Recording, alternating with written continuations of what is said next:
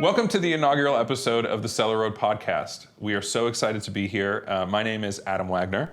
My name is Anna Kietzerow. And together we're going to be talking to you all about the importance of wine collection, wine cellaring, and generally enjoying and celebrating wine.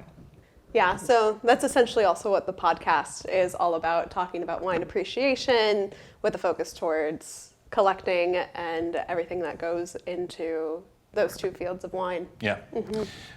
So today we have with us a bottle of champagne.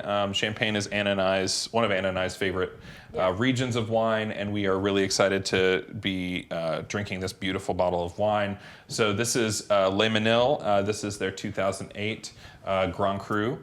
And so we're going to be sipping on this wine and kind of getting to know it a little bit as we talk through our first episode. And then at the end of the episode, we'll share our thoughts on the wine and talk a little bit about why you should appreciate this wine too. And that's something to expect with every single episode where we're sitting down and having a conversation is we will pop open a bottle of wine and then talk about a topic related to that wine. Yeah. So great segue, Anna. Yeah. What to expect on the podcast. So we're going to talk about wine appreciation, and so we're going to discuss how the podcast will delve into various styles of wine, and we'll talk briefly about wine appreciation in the sense that understanding the story of the wine, and it's understanding the winemaker's story, and it's really appreciating how this wine comes to your table.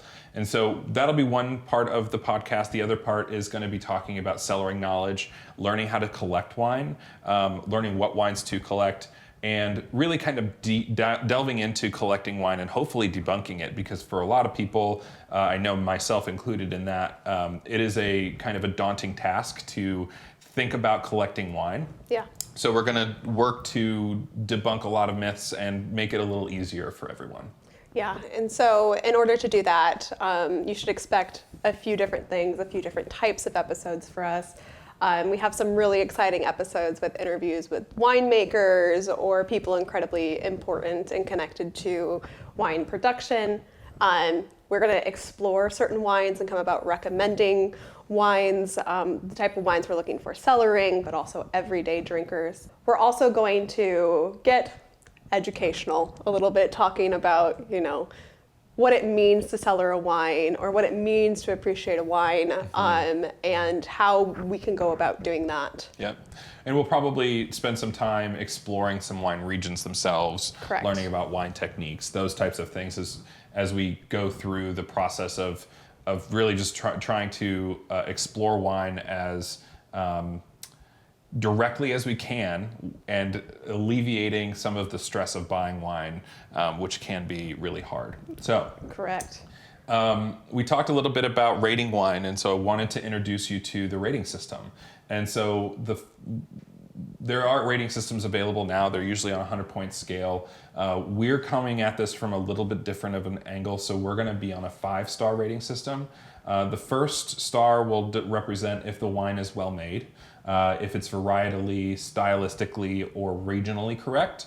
The second star will be if it's worth its price. That's a difficult thing to navigate, is why does the wine cost what it does? And Yep. we're going to basically evaluate if we think the wine's worth it.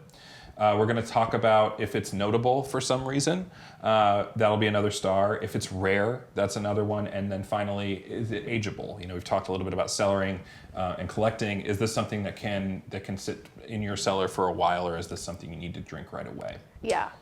And we're super excited about Yes. this rating system. We've had many conversations about what it means to rate wine and think about wine, especially because we see the 100-point scale, Right. and it's used by so many people: James Suckling, decanter, wine enthusiast, Robert Parker. Jancis Robinson does a 20-point scale, but even then, it's still using numbers to represent something. And typically, these points are only representing the quality of a wine. Right. However, when it comes to thinking about purchasing wine and appreciating wine, there's so much more than just the quality. Yeah. For example, there are so many 100-point wines out there that I simply will not buy just because I don't think they are worth the price point, even Right. though we might consider them like, oh, you are the perfect wine. Right. No, I think you are far, far too expensive. Or if we have like a 87-point wine, you know, that might just be like a total steal for Right. its price Right. tag, because Yep. that's still a well-made wine. Right. And so the goal of our rating system is to be a little bit more holistic in the approach of wine. Exactly. Where it's like, the only thing, one of the stars we care about is that it is a well-made wine, which is typically where you would see the 100-point system. Right. And hope we'll later dive into like rating systems, the 100-point system, and is it beneficial, is it not beneficial? Whereas the question that we are only concerned with is like, is this actually a well-made wine? Yep. Yeah, so we're gonna talk about wine in its quality, of course, but our rating system is intended to help you identify whether or not it's approachable. Yes. And whether or not you should spend your money on it. Correct. And that's a different thing than whether or not it's well made. So I'm excited to drink this wine. So I think we should do that now. Me too. So you've noticed me take my time to nose this wine. This is 2008 in Champagne.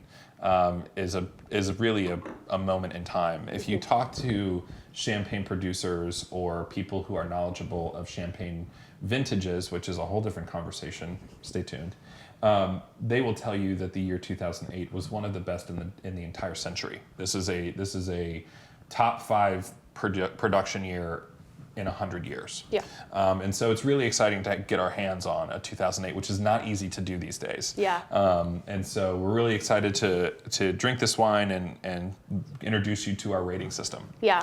Not only is this a 2008 champagne, this is a 2008 champagne with grapes made from the Mesnil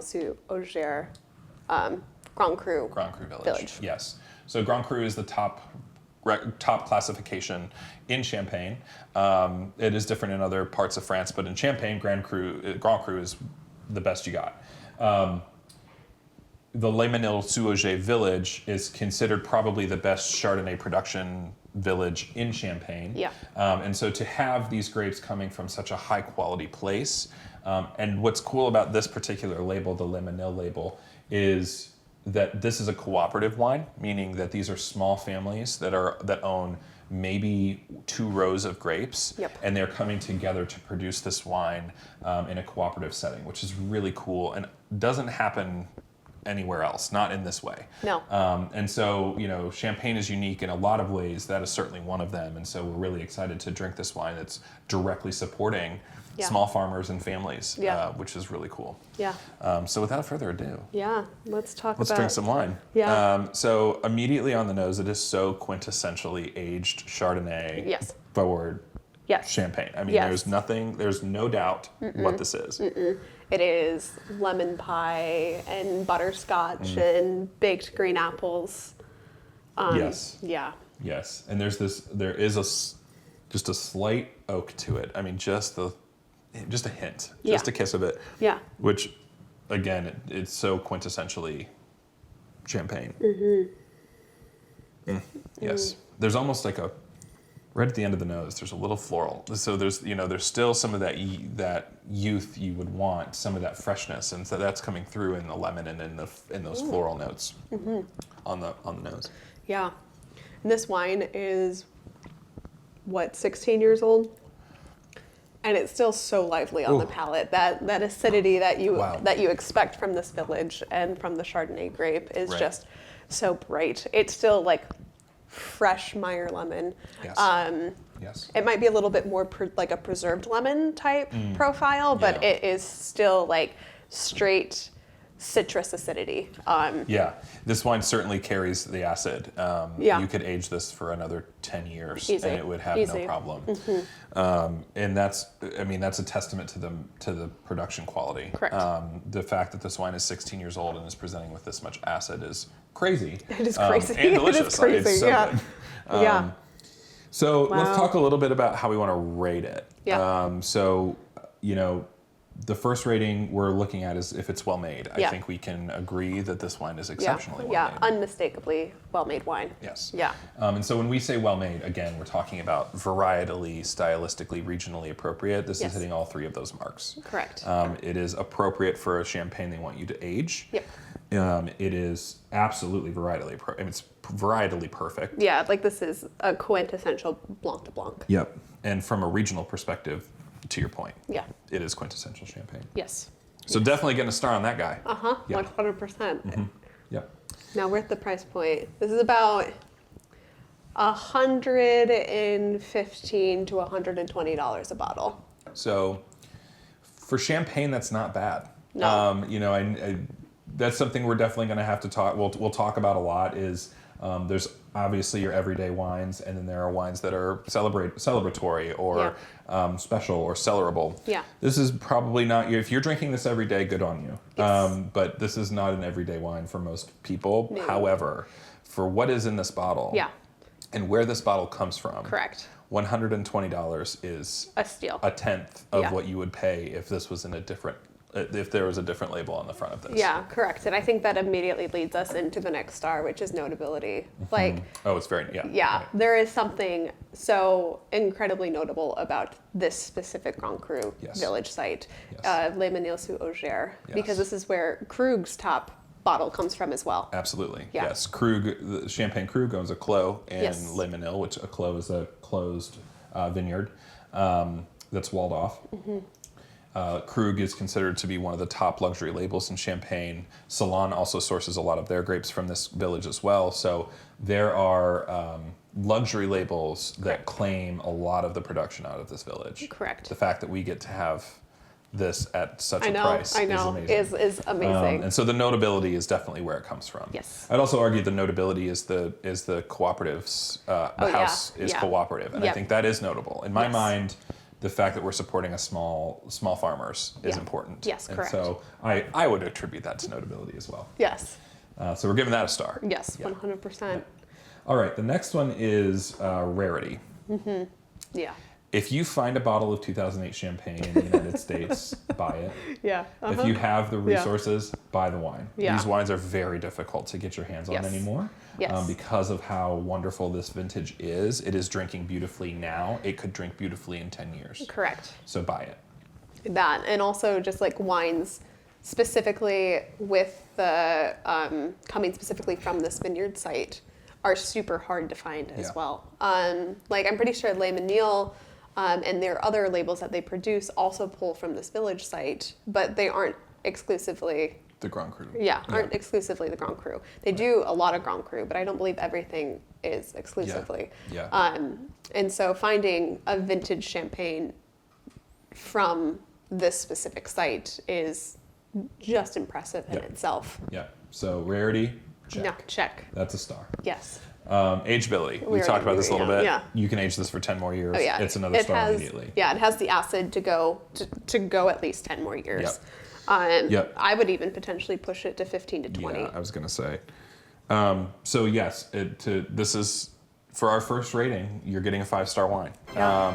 That's not going to happen every time. No, and there are going to be no, plenty no. of delicious wines that we taste and rate. Yeah.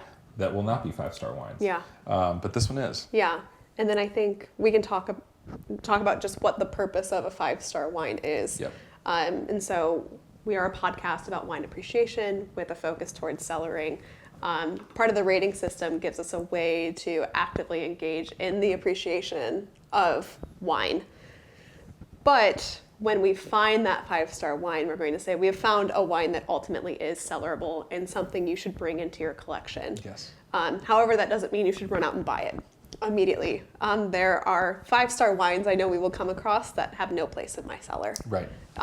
Yeah. Just because, like, a cellar is a personal thing, it should share your story with wine. Right. There are some wines that we will try that I know are going to be great, but I'm like, this doesn't tell my story with Yeah. wine. This doesn't It's not in your style. Yeah, it's not my style. Yep. If somebody comes into my cellar, it should be unmistakably me. Right. Somebody comes into your cellar, Adam, it should be unmistakably you. Well, but this one is going in my cellar. Yeah. I think we can both say this is going in our cellar. Yeah. This wine is unmistakably both of us. Yeah. And it's delicious. It's delicious. And so, yes, we highly recommend finding this wonderful bottle of wine and putting it into your collection. Correct.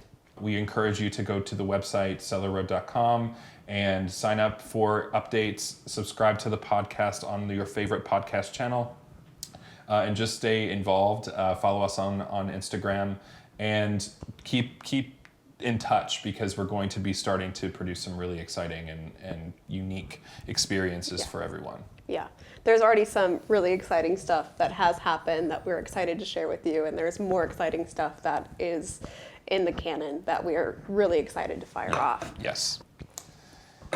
Cool. All right. Yeah, well, I think that's That's enough all for now. Yeah, that's all for now. We look forward to providing more updates, and we're going to go ahead and Finish enjoy this bottle. wine. Yeah. Cheers. Cheers. You want We aren't clinking. to? Oh, fine.